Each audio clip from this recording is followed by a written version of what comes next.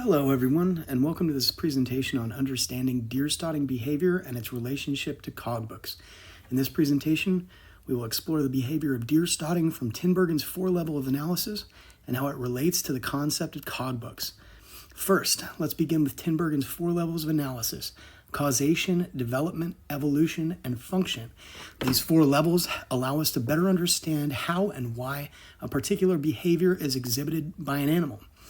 In the case of deer stotting, let's start with causation.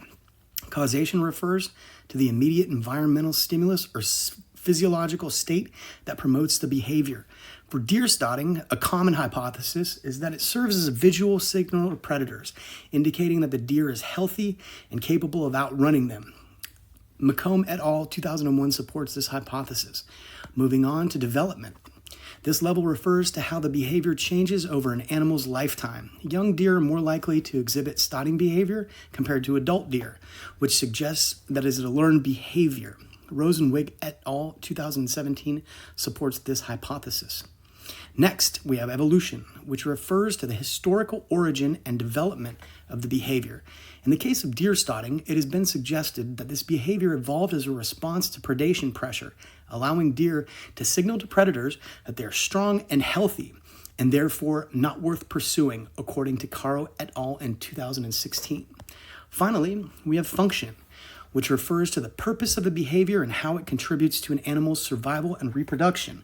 A study by Granolio et al. In 2011 found that deer stotting is most often exhibited by young males during the breeding season, which suggests that it may serve as a sexual signal to attract mates.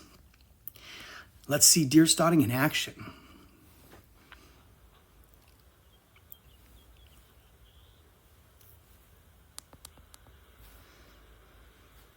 Scientific literature that supports these hypotheses, causation, study done by McComb et al. 2001, found that predators were more likely to attack deer that did not exhibit stotting behavior, suggesting that it serves as a signal to predators. For development, the study done by Rosenwig et al. In 2017 found that young deer are more likely to exhibit stotting behavior, supporting the hypothesis that it is learned behavior. Evolution, the study done by Caro et al. In 2016 found that stotting behavior is more common in areas with high predator densities, supporting the hypothesis that it evolved as a response to predation pressure. And finally, for function, the study done by Granolio et al. In 2011 found that deer stotting is most often exhibited by young males during the breeding season, supporting the hypothesis that it could serve as a sexual signal.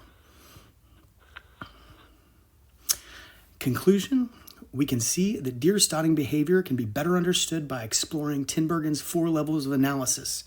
We can also see how this relates to the concepts in cogbooks, the sections specifically on neurobiology, behavior, and hormones. The hormones in deer can impact that deer's behavior by affecting their perception of risk, motivation to flee, and ability to perform the stotting behavior itself. Overall, the relationship between stotting, neurobiology, behavior, and hormones is an important area of research that can help us better understand the mechanisms underlying this fascinating behavior. Thank you. I hope you've learned a little bit about deer stotting.